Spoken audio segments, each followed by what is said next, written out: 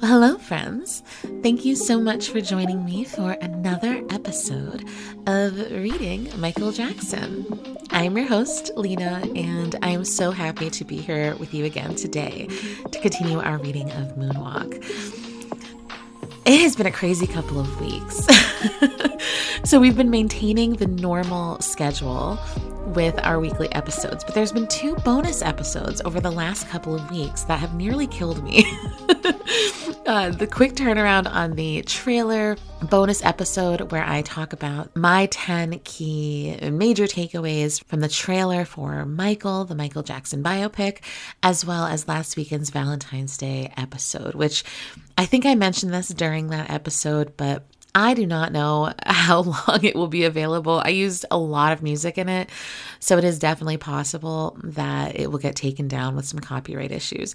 So if it's already down by the time you're hearing this, I'm so sorry. But hopefully it will last for a little while, and if you haven't heard it yet, you'll be able to. But I have to say that aside from all of that and my own challenge to keep up with the work that I create for myself, I have been feeling lately like, God, this is a great time to be a Michael Jackson fan. You know, since I've become a fan 4 years ago, there have been a lot of exciting developments. Lots of great things have happened, but there's also been hard things that have happened. There's been multiple negative documentaries about Michael that have been put out. There's been, of course, recycled discourse that has been very negative about him at times. My fandom really began in the shadow of, the biggest documentary that came out against him in recent years that I won't even name at this point. It's irrelevant. But my point in saying all of this is that there's been really highs and lows of being a Michael Jackson fan, even over the last 4 years. And I feel like we are really hitting a high right now. There is this huge biopic coming out. There's music of Michael's being released on vinyl for the first time. I know Michael Jackson's Number Ones was released and was top 20 and top 10 in both the US and UK, which is super exciting. There's all kinds of events and things being planned for the biopic release. And there's a lot of possibility of more coming out from the estate when it comes to Michael-related content, which is really exciting.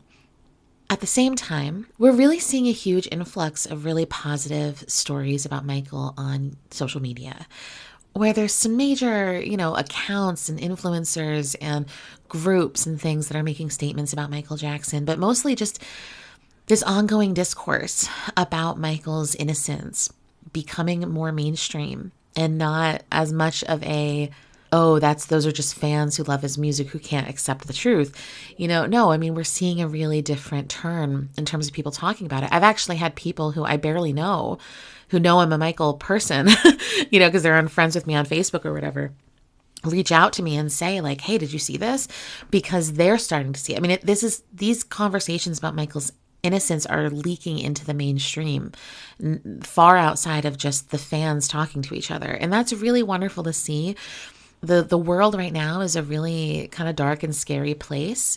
So, without making any other kind of political commentary at the moment, I think there's a lot to be said for the fact that people are becoming more aware of Michael's intentions and what his real goals were and the mindset he had going into creating Neverland and all of the initiatives he had for children. And that is just a really refreshing and lovely thing to observe. So we're starting this episode off with that kind of reverence and happiness. I think at least I am. As other things in the world are really challenging and dark, it's always been my hope. Since I became a Michael Jackson fan and have gotten so much out of it on a personal level and even a spiritual level, it has always been my hope that if more people understood who the person was, who they are supporting, or who they are admiring or gaining interest in, if people really understood who he was, they would feel the inspirations that I feel, and they would experience all the joy and encouragement and kind of awakening in some ways that I have and a lot of other fans have when it comes to the kind of messages Michael was really trying to share with the world. So I think it's only a good thing to see this normalized, to see it normalized to talk about Michael's innocence. The more people who understand that he was innocent, the more we'll have an interest in hearing him and be able to hear him, and therefore, I think, potentially grow from that experience. And so, in light of a lot of other really dark things happening in the world, that is, for me at least, one very bright spot. So with that, I don't want to take too much more time on an intro here. I want us to get back and get started with our wonderful continued reading of Moonwalk. So we are right now coming to a close with chapter 3. So again, it will be a slightly shorter segment of reading today at about 12 pages. We've gone close to 20 in other episodes, so this is a little bit shorter, which is nice. A nice break, I'm sure, for everyone. But we are picking up with talking about Michael's experience with the Jacksons at CBS and Epic after Michael went with his father to speak to Ron Alexenberg at CBS and kind of fight for and argue for some more creative freedom. So again, they left Motown a while ago now because they wanted creative freedom, and now they're asking again, or at least Michael is asking again, please let us produce our own albums. Please let us write our own music. So we're picking up after that conversation in time. And so if you'd like to follow along, today I will be reading from page 130 to page 142. So now's the time that I invite you to relax, get comfortable, get cozy, and join me for this continued reading of Moonwalk.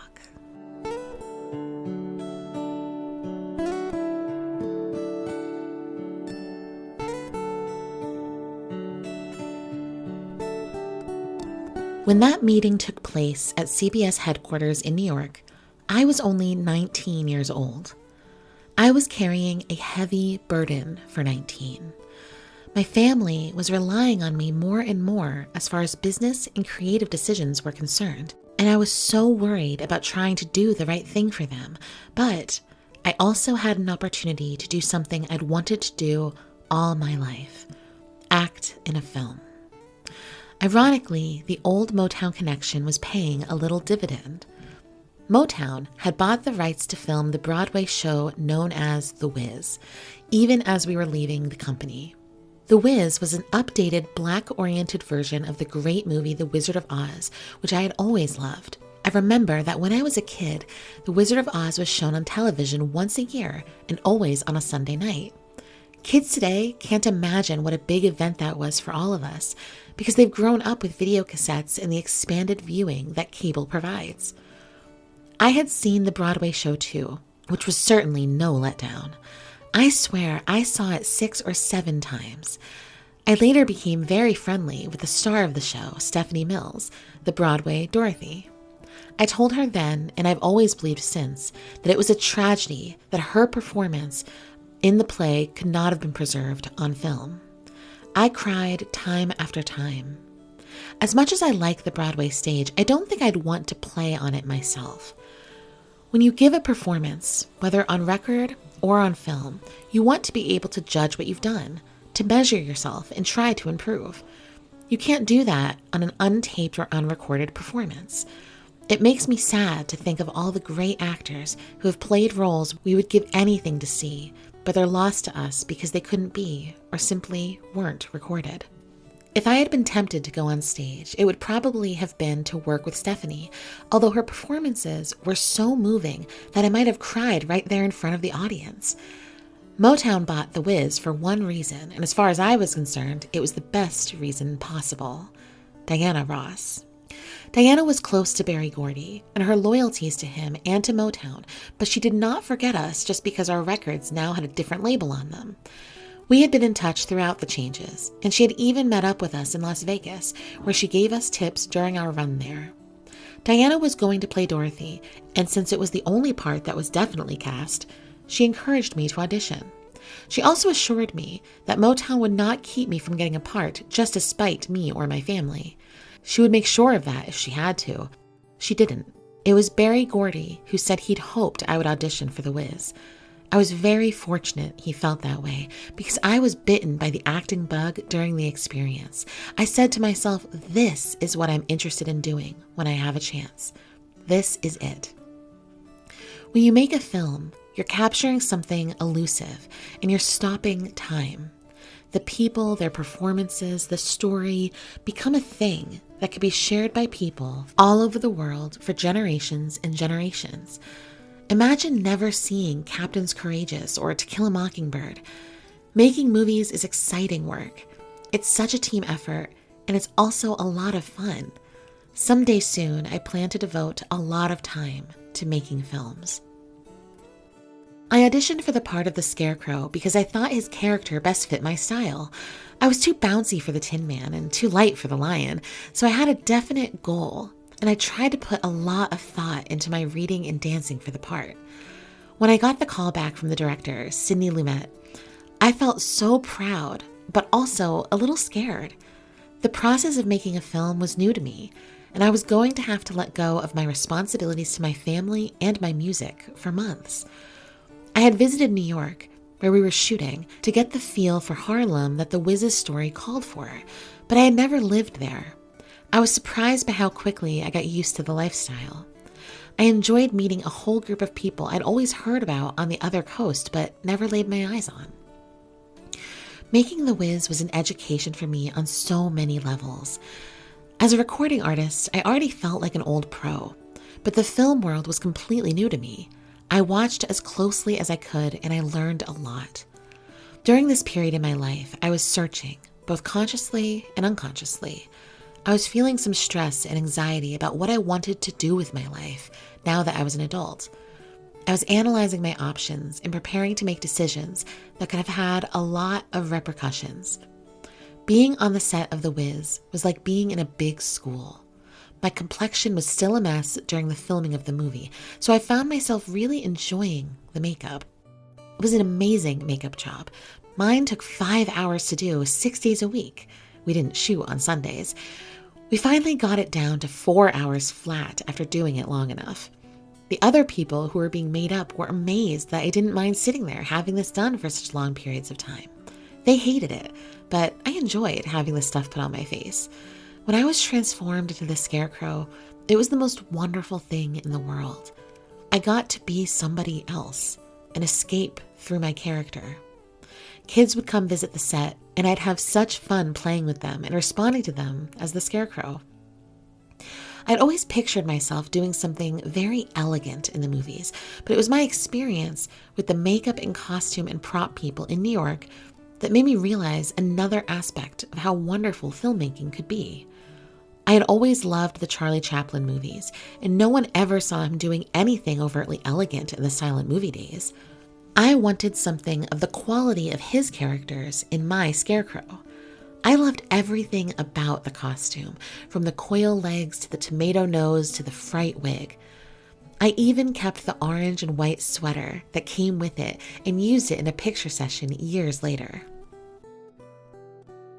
The film had marvelous, very complicated dance numbers, and learning them was no problem, but that in itself became an unexpected problem with my co-stars. Ever since I was a very little boy, I've been able to watch somebody do a dance step and then immediately know how to do it. Another person might have to be taken through the movement step by step and told to count and put his leg here and hip to the right. When your hip goes to the left, put your neck over there, that sort of thing. But if I see it, I can do it. When we were doing The Wiz, I was being instructed in the choreography along with my co-stars, the Tin Man, the Lion, and Diana Ross, and they were getting mad at me. I couldn't figure out what was wrong until Diana took me aside and told me that I was embarrassing her. I just stared at her. Embarrassing Diana Ross? Me? She said she knew I wasn't aware of it, but I was learning the dances much too quickly. It was embarrassing for her and the others who just couldn't learn the steps as soon as they saw the choreographer do them. She said he'd show us something and I'd just go out there and do it. When he asked the others to do it, it took them longer to learn. We laughed about it, but I tried to make the ease with which I learned the steps a little less obvious. I also learned that there could be a slightly vicious side to the business of making a movie. Often when I was in front of the camera trying to do a serious scene, one of the other characters would start making faces at me, trying to crack me up. I had always been drilled in serious professionalism and preparedness, and therefore I thought it was a pretty mean thing to do. This actor would know that I had important lines to say that day, yet he would make these really crazy faces to distract me. I felt that it was more than inconsiderate and unfair. Much later, Marlon Brando would tell me that people used to do that to him all the time. The problems on the set were really few and far between, and it was great working with Diana so closely. She's such a beautiful, talented woman. Doing this movie together was very special for me. I love her very much. I have always loved her very much. The whole Wiz period was a time of stress and anxiety, even though I was enjoying myself. I remember July 4th of that year very well because I was on the beach at my brother Jermaine's house, about half a block away along the waterfront. I was messing around in the surf and all of a sudden I couldn't breathe. No air, nothing. I asked myself, what's wrong? I tried not to panic, but I ran to the house to find Jermaine, who took me to the hospital.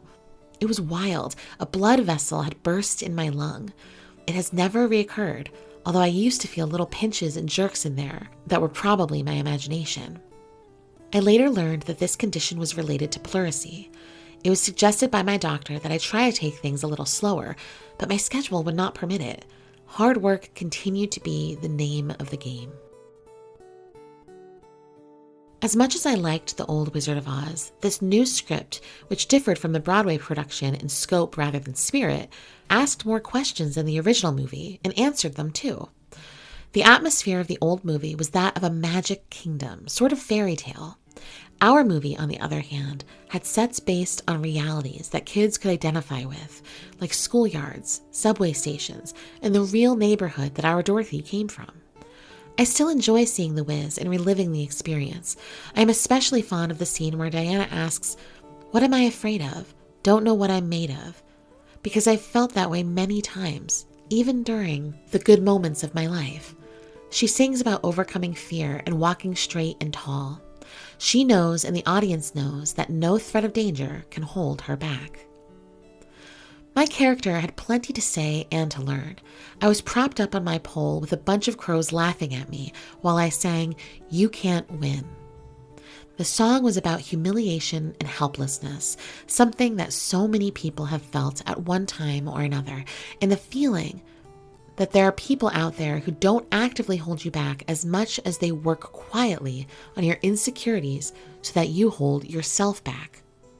The script was clever and showed me pulling bits of information and quotations out of my straw while not really knowing how to use them. My straw contained all the answers, but I didn't know the questions. The great difference between the two wizard movies was that all the answers are given to Dorothy by the Good Witch and by her friends in Oz in the original, while in our version, Dorothy comes to her own conclusions. Her loyalty to her three friends and her courage in fighting Elvina in that amazing sweatshop scene makes Dorothy a memorable character. Diana's singing and dancing and acting have stayed with me ever since. She was a perfect Dorothy. After the evil witch had been defeated, the sheer joy of our dancing took over. To dance with Diana in that movie was like an abridged version of my own story. My knock-kneed walk and Bigfoot spin were me in my early days. Our tabletop dance in the sweatshop scene was where we were right then. Everything was onward and upward. When I told my brothers and father I had gotten the part, they thought it might be too much for me, but the opposite was true. The Wiz gave me new inspiration and strength. The question became what to do with those things. How could I best harness them?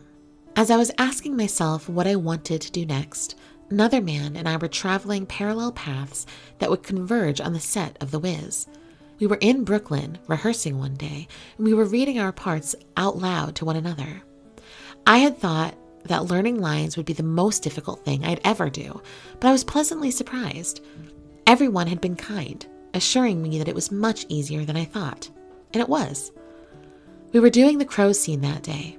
The other guys wouldn't even have their heads visible in the scene because they'd be in crow costumes. They seemed to know their parts backward and forward. I'd studied mine too, but I hadn't said them aloud more than once or twice. The directions called for me to pull a piece of paper from my straw and read it. It was a quote. The author's name, Socrates, was printed at the end. I had read Socrates, but I had never pronounced his name, so I said, Socrates. because that's the way I had always assumed it was pronounced. There was a moment's silence before I heard someone whisper, "Socrates." I looked over at this man I vaguely recognized. He was not one of the actors, but he seemed to belong there. I remember thinking he looked very self-confident and had a friendly face. I smiled, a little embarrassed at having mispronounced the name, and thanked him for his help. His face was naggingly familiar, and I was suddenly sure that I had met him before. He confirmed my suspicion by extending his hands. "Quincy Jones, I'm doing the score."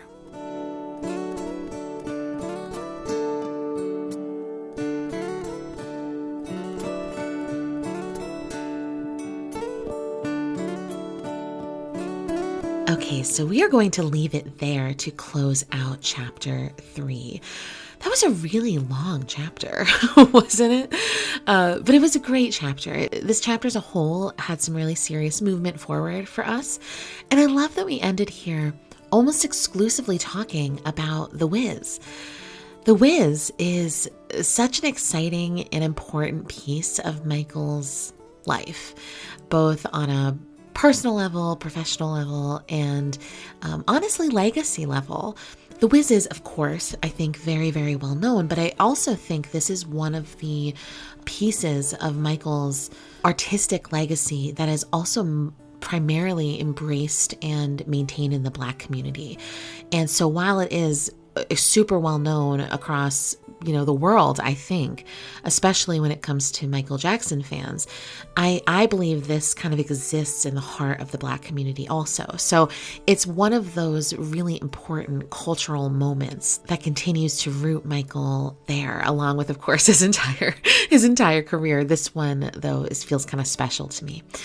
So there's a lot I want to say about it, a lot I want to share, a lot I want to reflect on in terms of what Michael shared with us in this segment.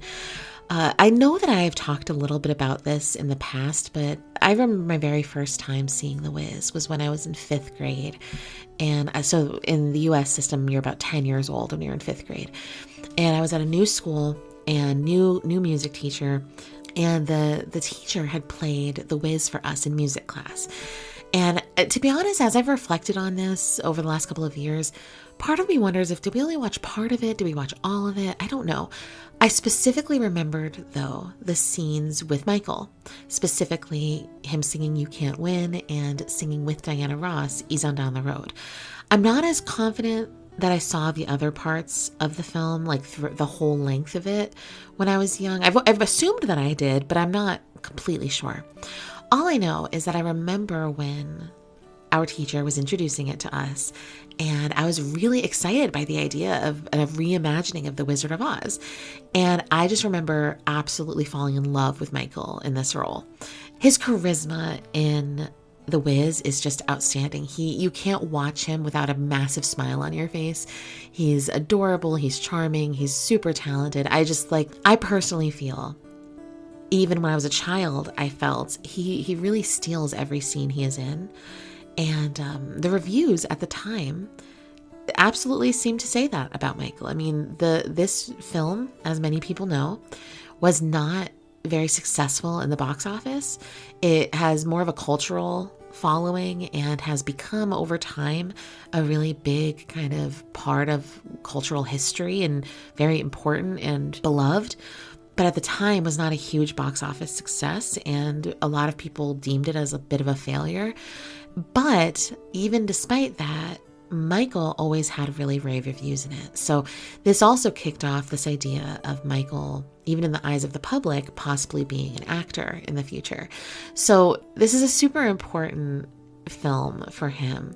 I know for me, I remember going home from school and singing Ease on Down the Road and telling my family about it. I was so excited. And I kept thinking about Michael in it. And it's just funny because I don't know how others feel or react to great performances, especially when you were young. But when I was young, I would develop a crush on a character just because they were so charismatic or talented. It was not even, any other reason than that. If you want to watch them, it felt like a crush to me. And I definitely experienced that with Michael and The Wiz. I just constantly reflect on how funny it is that I didn't become a Michael Jackson fan until I was in my 30s. It's like there were always the seedlings there. It was always likely to sprout up at some point. Anyway, I want to talk through a lot of the points Michael made here. So I'll not spend more time on my own recollection.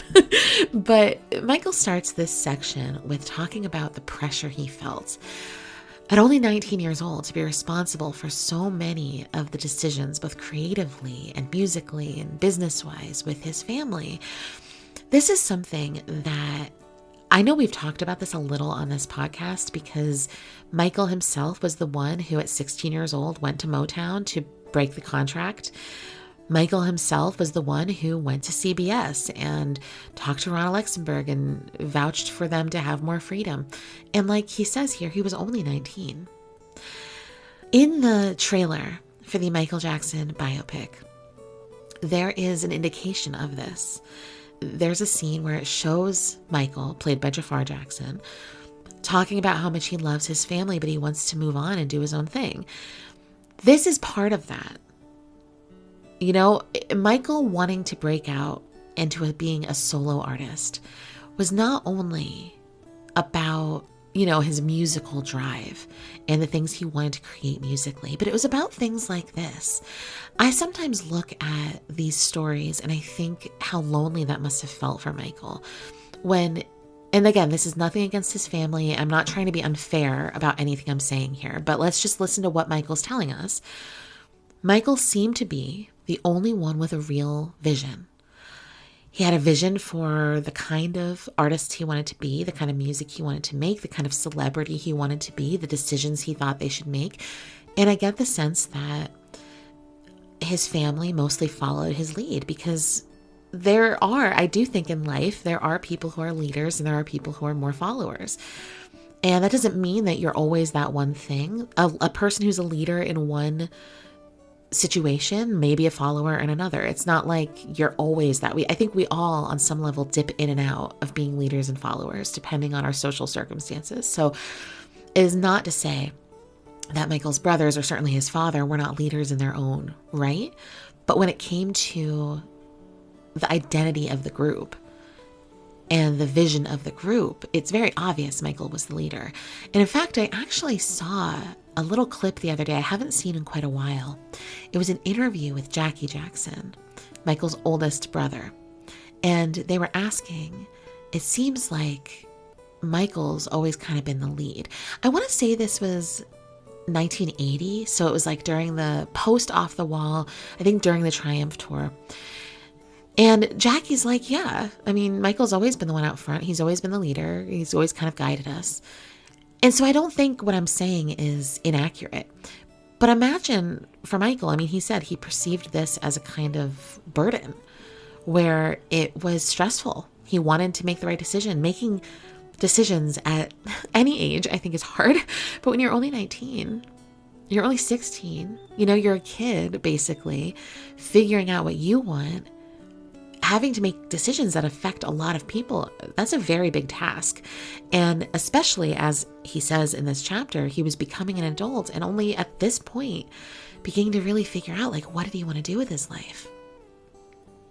It's funny, it actually reminds me of this one clip of Michael. I want to say he's on a variety show of some kind, but it was not the Jacksons one. It was like maybe a Diana Ross variety thing. I don't know. But he's being interviewed in this like kind of jesting way. I think they asked him, like, what do you want to be when you grow up? And he's like, I'm trying to decide between an astronaut and the governor of Georgia or something like that, you know? And it's like silly, but this made me think of that because Michael's talking about, I was trying to figure out what I wanted to do with the rest of my life. And you always sort of think a kid or a person like Michael Jackson who grew up as a musician, as a performer, like their life is already predetermined. So it's kind of nice that Michael did actively consider different pathways. Like he was actually wanting to decide, and he envisioned himself having an adulthood that looked different than his childhood. I mean, I'm not sure that he got that in the end, but it shows on some level that he did still identify as a singular self, not just someone that existed for the public or for his family or whatever, you know? Anyway, I just think it's notable to think about that kind of stress and pressure on him. But then, of course, he gets the opportunity to audition for The Wiz with Motown as the producers.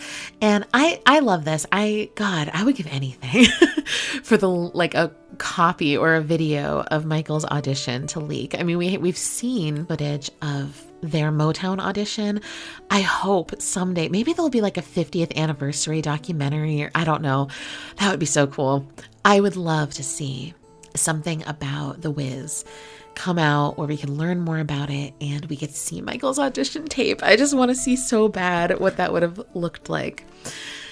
Michael talks here, though, about his own reverence for the musical itself and everything he took from it, what it meant to him. But he specifically talks about going to see the Broadway show. And he says, quote, "I later became very friendly with the star of the show, Stephanie Mills, Broadway's Dorothy. I told her then, and I've always believed since, that it was a tragedy that her performance in the play could not have been preserved on film." So, Michael had a very significant respect for Stephanie Mills, obviously, but he says they became very friendly. Now, most of us know how friendly they became. If you have any interest in Michael's love life, then you know Stephanie Mills was one of Michael's first more serious relationships. Now, it's not something he spoke out much about in his life because, as we know, Michael really didn't talk about his relationships hardly at all. He was very, very quiet. He said things like, "Oh, I was friends with this person," or "I really enjoyed them," or whatever. It reminds me of my grandmother always used to say, like, we would be dating someone. I'd be engaged to someone and she'd be like, "Oh, your friend is joining us," and it makes me think maybe it's a generational thing, perhaps. But I also think it's just a privacy and sort of decency thing on his part. But according to Stephanie Mills, who has spoken out publicly many times about her relationship with Michael, Stephanie Mills was madly in love with Michael and dreaming of and praying that he would propose to her and they would be together long term. And he did not do that. But during the time that Michael was in New York, Stephanie spent a lot of time with him. She spent the night with him a lot. She talked about how they were practically living together at times, and she was cooking him dinner and laundry, and they were just very in love. She said he was very affectionate. They had a very nice relationship. There's a lot of reasons Stephanie says they broke up. One of them being Michael's fame and publicity and not wanting to be attached to anyone in that sense. But there's a lot of different rumors about that. And I'm not here to give a ton of space to rumors, but he mentions this connection with Stephanie. So I wanted to mention it too. If you're interested, there are definitely interviews where you can watch her over the years talking about her relationship with Michael. For the most part, she's very respectful of him and obviously deeply loves him still and writes things about him online for his birthday most years, for the anniversary of his death. She'll randomly share things and share memories about him. So she's a cool person to follow online for that reason. But Stephanie was definitely a big part of his young adult life. There's no question that she was. I don't know that this was an exclusive relationship. She's even presented it as maybe a lot of it was her just being in love with him and wanting that, and she's not completely sure what it meant to him. It's pretty evident though. I mean, we've talked about this before. Michael was in love with Diana Ross, and he has stated that publicly in interviews from this time period. He talks about Diana throughout this chapter with significant reverence and love. So, I think that there's also something to be said for that. And there's rumors about things that happened with Michael and Diana while filming this movie as well. So again, I'm not going to spend a ton of time there. It's not what Michael's talking about here. But my point in sharing all of this is that this is again an example of how Michael's telling us about this significant time in his life when he moved to New York and he's spending time independently exploring a city, on a movie set, hanging out with different people, making friends, and he doesn't really let us in. So again, I have said before that I understand why in this book Michael isn't just like laying it all bare, because that's not his style, first of all, and he didn't owe it to us. Him telling us the amount he's telling us is perfectly fine, but for a memoir, it is not very revealing in that way, you know? And again, it's not a criticism. He has every right to share as much or as little as he wants to, but for the genre of memoir and for the stuff that we have heard was going on during this time, and there's even interviews and video footage and things of him sharing about this time in his life, he shares very little here. Now, he may go on in a little bit more in the later chapters here, especially when he's writing the Off the Wall album and performing and recording that. He may reflect on some of his times living in New York. I can't recall, but needless to say, we can easily skate through this chapter without knowing anything about Michael's relationships with these women, with his friendships he was forming, and with his very personal experiences, which again, that's fine. You know, that's fine. But I guess I want to draw attention to this because the public has narratives about Michael based in some part on the fact that he did not flaunt or share much at all about his relationships with women. People called him gay and questioned his sexuality, but they later assumed he had no interest in women at all. And part of that is certainly stemming from the fact that he gave very little in way of that. We will certainly talk about that more later because there is a specific section in this book where he does address this more. So I am excited to get to that. So I'll let it rest for now. I will let it rest, but yeah, Michael had a thing with Stephanie Mills as far as we know, and it doesn't get a real mention here. So, you know, keep that in mind. That was going on in the background of all of this. Back to Michael's main points and the ones we really want to focus on here. The way it is described by Michael in this chapter is that Motown bought the rights for The Wiz, and then Berry Gordy decided to make The Wiz specifically for Diana Ross, so she had the opportunity to play Dorothy. This is showing on some level Diana's influence over Berry Gordy, over Motown, and also just generally like, you know, her influence in the culture. She also assured Michael that not only should he audition, but that she would make sure that his audition was taken very seriously. I'm really glad, though, that Berry Gordy validated him enough to let him know that he wanted him to audition to begin with, because I don't love the idea of Michael crediting Diana for this, when I think, if nothing else, this just sort of shows how, as much as Berry and Michael were both serious businessmen, they were also people that really did understand the difference between business and personal. So while they were having, you know, financial and contractual disputes, they did not keep an anger toward one another, and they resolved that relationship. And it speaks, I think, a lot to the kind of businessman that Berry Gordy was, but also how that may have influenced the businessman that Michael became, you know? So I think it's notable. Still, when he says he finally auditioned for The Wiz and he says, I said to myself, this is what I'm interested in doing when I have a chance. This is it.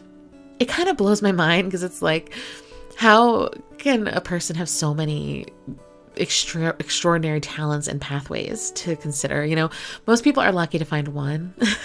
It's kind of amazing though. Like, if you actually look at Michael's career, you would never guess that there was any element of dissatisfaction, which is not to say that him wanting to act means he didn't enjoy thoroughly his music career. It's just more that, like, it just makes me wonder if, you know, as intuitive as music was for him, and as much as he loved it, if it ever felt like a trap, because he discovered so young that he wanted to act and he never really got a huge chance to. It's in this section that Michael talks about his dream of making films. And he's like, can you imagine life without these different movies, and, you know, how these things can reach so many people, and like very soon I'm going to be making a lot of movies. This was not something Michael was just saying. I mean, this is very much based on the reality of where his career was at the time that he was creating this book. Michael was being given a ton of options and scripts. He had been locked in with Steven Spielberg to create a Peter Pan film. There's actually, I recently rewatched the 1983 Havenhurst interview that Michael does with LaToya. And at a couple points during that interview, he is singing this like Peter Pan song. And I actually have thought for a while, maybe that is like something he was singing and thinking about because they were actively talking about it at that point with Steven Spielberg, which I'm quite sure they were around that time period, beginning to talk about it. That was not the only film, though. I mean, Michael was really interested in a lot of different films, but he was very, very selective. And in my belief, Michael was very selective because of not only the type of film he wanted to put out there, but wanting to protect his celebrity on some level, not avoid overexposure, all of the things we talked about a couple weeks ago. But by the time he was ready to kind of slow down from acting and start really picking roles and things, by the time he was ready, he blew up so much. He was so well known. It's hard to believe anyone would have allowed him to do it because he was too recognizable. I mean, there's no one on earth who would be able to look at him in a role, unless it was a heavily costumed, heavily made up role, who'd be able to look at him and really take it seriously because they wouldn't be able to disconnect the fact that this is Michael Jackson. I do think that that's part of why he didn't get to have the acting career he wanted. But there's a lot of reasons, I think. I do know, and I will give you this recommendation. I believe I have recommended this book on this podcast before, so bear with me. But if you are interested in learning more about Michael's passion for film and his desire to create a Peter Pan film with Steven Spielberg, there is an amazing book called An Agoraphobic's Guide to Hollywood, How Michael Jackson Got Me Out of the House, written by Darlene Craviato. I'm like 99% sure I have talked about this book on the podcast before, but probably not since last season. This is a book written by a screenwriter who had been hired by Steven Spielberg to collaborate with Michael Jackson on creating a script about Peter Pan. And so the whole book is cataloging, and it's a memoir essentially of this time period of the woman that was the screenwriter hired. And she's writing about her meetings with Michael, her interactions with him, the ideas they would have, the things they bonded over, all these things. And it is one of my favorite books about Michael because I think that we get to see a side of his personality we normally don't have access to. But I will warn you, there is a kind of distressing, unsettling ending to it where it kind of undermines a little bit of what I took from the overall message of the book. And that, I guess, just to not be totally cryptic about it, the author observes Michael like babysitting for a family friend and makes some comments on how she thought he seemed too close to the child. And it feels very shoehorned into the text. To be honest, it feels so different tonally than the entire book. It almost feels like it was added just to get the book published. Like, I'm not even saying that in like a conspiracy kind of way. It's like, from a reading perspective, it is extremely jarring. It doesn't match the rest of the narrative or how she seemed to view him. So it's very, very weird. With that said, that final chapter or those final chapters, removed, it's without question one of my favorite books about Michael. And I smile ear to ear when I've read it, and it's just really great. But needless to say, I mention this only because it sort of helps continue, I think, on some level, the conversation about Michael's relationship to film, which, he wanted this kind of career that didn't ultimately manifest. And it's sad. It makes me sad. I mean, he had the most brilliant career in the world in so many ways, but that was a limitation on him that I think certainly represented some significant disappointment in his professional and maybe even his personal life, So with that, I am way off topic here. Let me circle back to the actual book, right? There's a couple of things I definitely do want to get to. Something I think is great is that he does comment here on how much he loved the makeup aspect of it and the transformation, how much he got out of it. And we instantly see, as soon as Michael has creative control over his career, he starts doing this kind of stuff.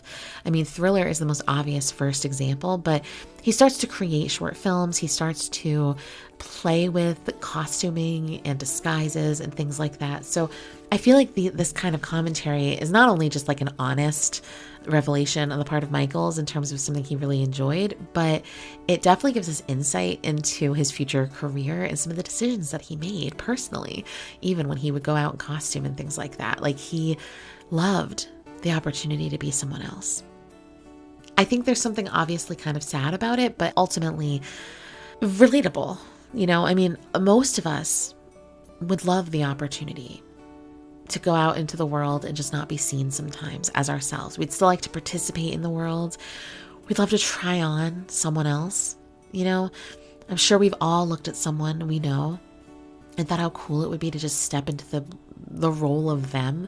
Not even because they have anything extraordinary going on, just because it's interesting to imagine life behind another set of eyes. If you think about our bodies as these like suits of skin we wear and our inner self is the real self, then trying on a costume isn't so much about changing who you are. It's about changing the way people see you. And I have no doubt that even if Michael really liked who he was and enjoyed being himself, in spite of insecurities and whatnot that we all have and that he had, I have no doubt that just the idea of being able to escape not being Michael, but being Michael Jackson would have been really comforting and exciting, whether in acting or in life. So then as he continues, he starts talking about the actual experience of filming, like the dance scenes and things like that. And it's funny because I actually saw somebody online talking about this section recently, because they were talking about how Michael shares that for him, learning dance steps was really easy. I mean, it required no thought. It was just this automatic thing. And Diana pulls him aside and tells him that by doing this, he's embarrassing people. And the person online I saw talking about this was really frustrated by Diana and said how the people around Michael wouldn't always allow him to shine. And I actually had never really thought about it in those terms before, but I appreciated that new way of thinking about it because, to be honest, I was always kind of annoyed that Diana did that, only because, well, maybe you're the problem. Michael's not. In my endless defensiveness of Michael Jackson, I was a little bit irritated by it. But I also saw Diana doing that as a kind of professional kindness, because while it would be great to live in a world where everyone is healthy inside and lacks pettiness and lacks jealousy and all these things, we don't really live in that world. And so learning how to sensitively navigate a work situation, professional relationships, whatever, is a skill. And so I always saw Diana doing that as her kind of cluing Michael in of listen, we both know you're amazing. Everyone knows you're amazing. But if you want to get along more with the people here that you're working with day in and day out, it would be helpful to kind of downplay a little bit just how amazing you are. Now, we can think of that as someone sort of dimming his light. And I do actually genuinely appreciate that as a comment on it, because I do think that there's something kind of terrible about it in that regard. But it's also reminding a person of social awareness, of listen, your light is special and wonderful and important, but it's also important for you to be successful in life and in this environment, to learn how to both shine your light, but also manage the emotions of the people around you. Is that a fair thing to put on him? No, not really, but is it going to help him socially? Maybe. So it's kind of one of those situations where giving someone the language or the idea for how to navigate a socially complex situation might, on some small level, require them to dim their light, but it also may allow them to move further along and with more effectiveness in the direction they're trying to go, because it helps you learn to be liked more. I can't imagine a soul on this earth not liking Michael Jackson, but I hope you know what I'm saying. Either way, I appreciated this person's comment because I'd always seen it that way as I don't love that she said this, but I get why. I do think there's something wrong with also mentioning that a star like Diana Ross should have probably also had the self-confidence and not felt threatened by a young Michael Jackson. And it would have been great if she had sort of communicated that to her co-stars. Hey, this kid is incredible and we should all kind of rise to that occasion instead of wanting him to kind of make us more comfortable. I just think it's funny because here we are almost 50 years after the release of this film, and we have like 20-year-olds on social media dissecting Diana Ross's word choice. It's just funny. This is the nature of being a Michael Jackson fan, is that he is such a multi-generational artist that throwaway moments, in a sense, in his memoir from 1988 are still making conversations happen online in 2026. It's a very interesting world we live in with Michael, isn't it? I did think, though, along these lines, that there is something really sweet and kind of tender about Michael's reflection on the mean-spiritedness of people on set, where he was so professional and he tried so hard, and the actors would tease him and kind of make faces to try to mess him up while he was recording, while he was shooting. And he says that he thinks of this as very mean-spirited. And Marlon Brando, who, if you didn't know, Michael became close to and stayed friends with throughout the rest of his life. I mean, Michael's had a crazy life. It's just like the people that he had ongoing connections with. It's just, you would never know, but it's wild. Anyway, Marlon Brando told him, like, people did that to him all the time. I get the sense that Michael's being raised by Joe Jackson specifically, and then coming up in Motown under Berry Gordy. These are two very headstrong male figures, especially Joseph Jackson. Michael being brought up under this, and like, he didn't have the playfulness when it came to work, because work was work. So I imagine this was something that was actually quite difficult for him to wrap his mind around. I mean, even though he was 19 years old, he found it mean-spirited for someone to kind of try to make someone else laugh on set. I didn't grow up with a father that would respond to me with anger or violence if I screwed something up. So I don't see why it should be that big of a deal if Michael were to break and laugh on set. But for Michael, that felt like a big deal, and it felt really bothersome to him. So it just kind of shows how the normalcy that he grew up with is not a place other people operate from. And in fact, this just made me think of something, how in the Bad 25 documentary, Saida Garrett, who obviously is singing I Just Can't Stop Loving You with Michael on record, she tells a story about how Michael would like throw popcorn at her during her times that she was supposed to be singing. And Quincy wouldn't be able to see that Michael was doing that, so she kept messing up, and Quincy would yell at her, and he thought it was so funny. So it obviously shows how he was able to eventually kind of have more fun and silliness in his own career and, everything he was doing. Although obviously he was always very professional. But that just shows his own evolution from when he wrote this, which is probably why he included the part of what Marlon Brando told him. However, I will say, despite including Marlon Brando, validating, hey, this happens all the time, he does not backtrack on how it made him feel. And I do like that. He doesn't say, oh, so I guess I was wrong to feel this way. Or he doesn't make fun of his younger self for feeling that way. He seems to stand by it, like, hey, this is a pretty mean thing for someone to do, but I guess a lot of people do it. He's not like trying to make it so like, oh, he was too sensitive. I love that, because as an incredibly sensitive person, I am always apologizing for my sensitivity. So it's nice that he's not, I guess. Finally, of course, he mentions once again, it was great working with Diana so closely. She's such a beautiful, talented woman. Doing this movie together was very special for me. I love her very much. I've always loved her very much. Oh, Michael, stop. Why do you love Diana? We're all here. No, seriously though, this section, ending chapter 3, does contain some photos, and there is a photo of Michael and Diana. I believe this is from the Academy Awards in maybe 1980, 1981. She went as his date, or vice versa. He went as hers, I'm not sure. Michael looks amazing, of course, in his very like off the wall era kind of look. He looks extremely handsome and lovely. And the thing is,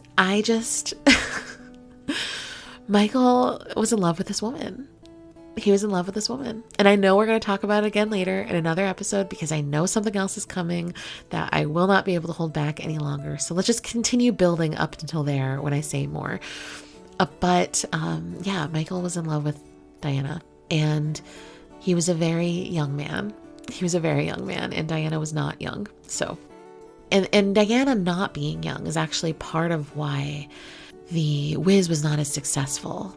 A lot of people did not find her believable as Dorothy, despite Michael saying she was an incredible Dorothy and she was perfect as Dorothy and all of that, which of course Michael would see her that way because Michael saw no wrong when it came to Diana Ross. Diana was just too old for the role. You know, it was previously played by Judy Garland when she was only 14. So this is a role we know. And even in the Broadway version of The Wiz, Stephanie Mills was very young. I think she was like 19 also. Maybe she was even younger, maybe 17 or 18. But she was young. She was right around Michael's age. So, I mean, this is a role that was meant for a teenage girl.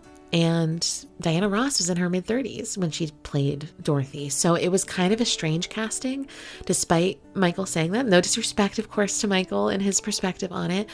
And there's no question when you watch it that, you know, she's very dedicated to, and she does her best in the role. It's just that it is not what the audience expects. So seeing them play off of each other is the best I think she does in it, is when she's playing off of Michael's energy. But anyway, so it's just to kind of further emphasize, Michael and Diana there's a pretty big age difference between them, you know, and it is kind of obvious at times when there is, and like photos of them together, it is obvious.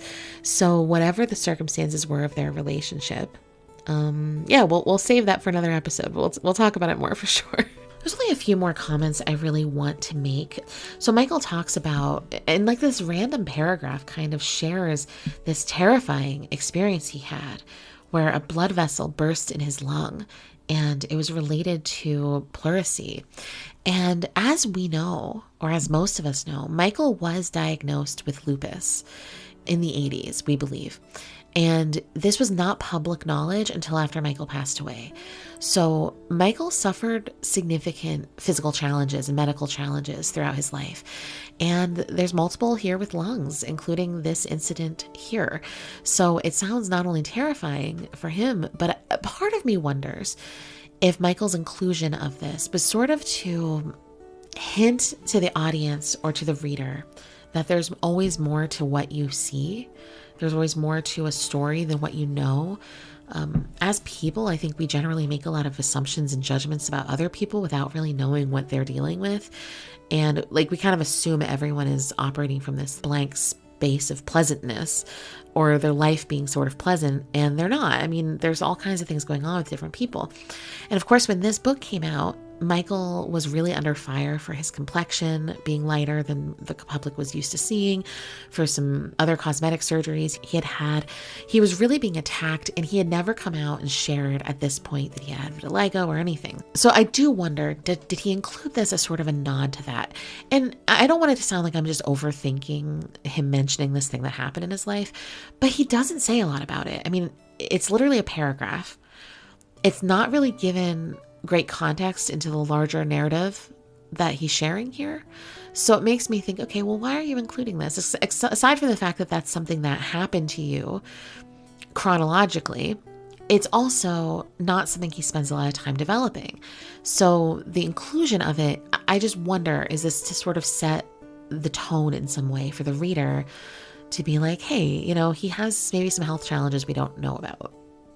You know, which is really all I think he ever wanted, was some privacy, but also a sense of compassion where people didn't jump to the worst about him. So I don't know. I just can't help but think about that. I could be overthinking it, of course, but I like to assume that anything that ends up in the final copy of a printed book is intentionally there for a reason. And what the reason is, we can debate, but I don't think it's just a throwaway comment. So 2 more things before I wrap. So in the one part where Michael is talking about the singing You Can't Win, there's just a part where he explains kind of the meaning of that entire scene where the crows are surrounding him and he's singing and wanting to be let down off of the pole. He says the song was about humiliation and helplessness, something that so many people have felt at one time or another. And the feeling that there are people out there who don't actively hold you back as much as they work quietly on your insecurities so that you hold yourself back. Who in Michael's life? I mean, That makes me think of so many things when it comes to Michael. But first and foremost, I have to say, it makes me think of his father. And while I don't know that his father actually wanted to hold him back, because I think he benefited greatly from Michael's success also, he did undermine his self-confidence quite a bit and led to him having real hyperfixations on aspects of his appearance that definitely caused him serious harm.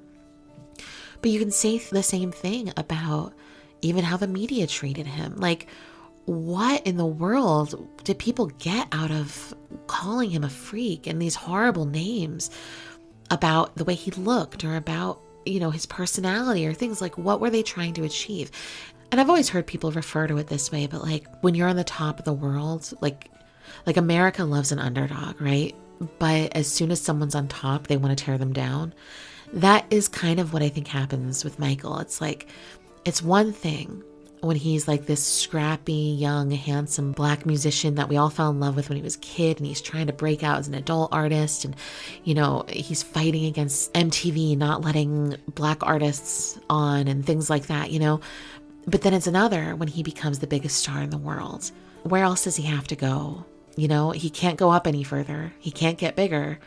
So the only movement in the Michael Jackson world could be to bring him down. And so feeding into his insecurity, so calling him things and denigrating him, I don't know, on some level, it's like, are you trying to convince him that he doesn't deserve this spot in the world, or doesn't deserve this attention, or he's unworthy in some way, It's just interesting to me to think about his reflection on this, because we only know the stuff he's sharing in the book. And so there's largely these big portions of Michael's life that, like, who were the players in his life that made him feel that way? Was it his father? Was it the media? Was it something else? Who made him feel that way? What were the circumstances? Because that's a really insightful thing to make note of when you're so young. And obviously he did. The last thing I'll say about that is it kind of reminds me of the lyrics to the song History, about like a person kind of having to pick themselves up after someone's kicking them down and like take their own legacy and their own mark on the world into their own hands. That's kind of what it reminds me of too. So it's like seeing the evolution of his thought is really fascinating. Finally, I will end. Yes, it's been a very long episode, I fear. But I will end on Michael meeting Quincy Jones. Now, I'm not going to say much about this because I know that the next chapter is I think it's called Q and Me, or Me and Q or something. So we're going to get right into the much deeper points about Michael's relationship to Quincy Jones and the work that they created. But I love seeing this little hook at the end here to get us excited to learn about that dynamic. And this is why I said, though, The Wiz was such an important component of Michael's life, both personally but also professionally, because it, of course, led to his connection with Quincy Jones, which is a very, very important collaboration in his life. So with that said, I'm going to bring this to a close. I want to thank you so much for joining me today and listening to this entire episode. Again, I know it was quite long. Sometimes I think when I have shorter segments to read, I talk more. I don't know what that's about. But needless to say, it was wonderful to spend this time with you again, and I look forward to continuing next week with kicking off Chapter 4 of Moonwalk. Until then, I hope you have a wonderful, wonderful week and a weekend. And we will talk again very soon.